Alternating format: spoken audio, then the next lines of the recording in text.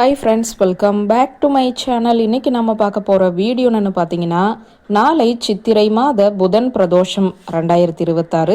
சிவனின் அருளை பெற செய்ய வேண்டியவை என்ன? வாங்க இன்னைக்கு அதை பற்றி தெரிஞ்சுக்கலாம். சிவபெருமானுக்கு உரிய அஷ்ட விரதங்களில் ஒன்றாக கருதப்படுவது பிரதோஷ விரதம். இது பாவங்களையும் துன்பங்களையும் போக்கி அனைத்து விதமான நன்மைகளையும் தரக்கூடியதாகும். தற்போது பிறந்துள்ள பராபவ தமிழ் புத்தாண்டில் வரும் முதல் பிரதோஷம் ஏப்ரல் 15ஆம் தேதி அமைந்துள்ளது. இந்த நாளில் சிவபெருமானை எப்படி வழிபட்டு என்ன செய்தால் சிவபெருமானின் அருளை முழுவதுமாக பெற முடியும் என்பதைத்தான் இந்த வீடியோவில் நாம் பார்க்க போகிறோம். தமிழ் புத்தாண்டான பராபவ ஆண்டு பிறந்த பிறகு வரும் முதல் பிரதோஷம் ஏப்ரல் 15ஆம் தேதியான இன்றே அமைந்துள்ளது. அதாவது தேய்பிறையில் வரக்கூடிய இந்த நாள் பிரதோஷம் மற்றும் மாத சிவராத்திரி ஆகியன புதன்கிழமையில் இணைந்து வருகிறது. பொதுவாக புதன்கிழமையில் வரும் பிரதோஷத்தை புதன் பிரதோஷம் என்பார்கள்.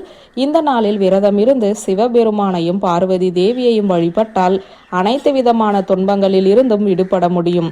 ஞானம், தொழில், வளர்ச்சி, செழிப்பிற்கு காரணமான புதன் பகவானுக்குரிய புதன்கிழமையில் வரும் இந்த நாளில் சிவ வழிபாடு செய்வதனால் தொழிலில் வளர்ச்சி, படிப்பு மற்றும் தேர்வில் வெற்றி, அலுவலகத்தில் மதிப்பு, மரியாதை, உரிய அங்கீகாரம் ஆகியவை கிடைக்கும்.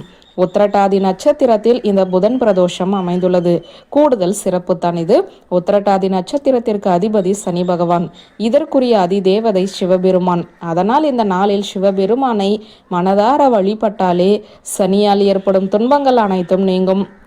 மாணவர்கள், தொழில் செய்பவர்கள் ஆகியோர் இந்த நாளில் சிவ வழிபாடு செய்வது சிறப்பான நன்மைகளை தரும்.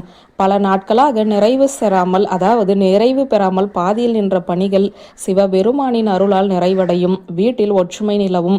தொடர்ந்து 12 வருடங்கள் பிரதோஷ விரதத்தை கடைபிடிப்பவர்கள் சிவகணங்களில் ஒருவராகி சிவனுக்கு தொண்டு செய்யும் பாக்கியத்தை பெறுவார்கள் என்று ஐதீகம்.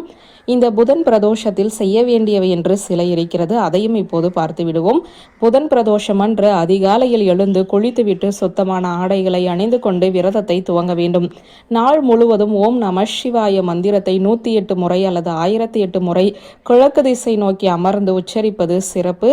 மாலையில் மீண்டும் குளித்துவிட்டு பிரதோஷ காலத்தில் அருகில் உள்ள சிவன் கோவிலுக்கு சென்று சிவலிங்கத்தை வழிபட வேண்டும். சிவ பூஜையிலும் கலந்து கொள்ளுங்கள். சிவபெருமானுக்கு கங்கை நீர், பால், பஞ்சாமிர்தம் ஆகியவற்றால் அபிஷேகம் செய்து வில்வ இலைகளால் அர்ச்சனை செய்ய வேண்டும்.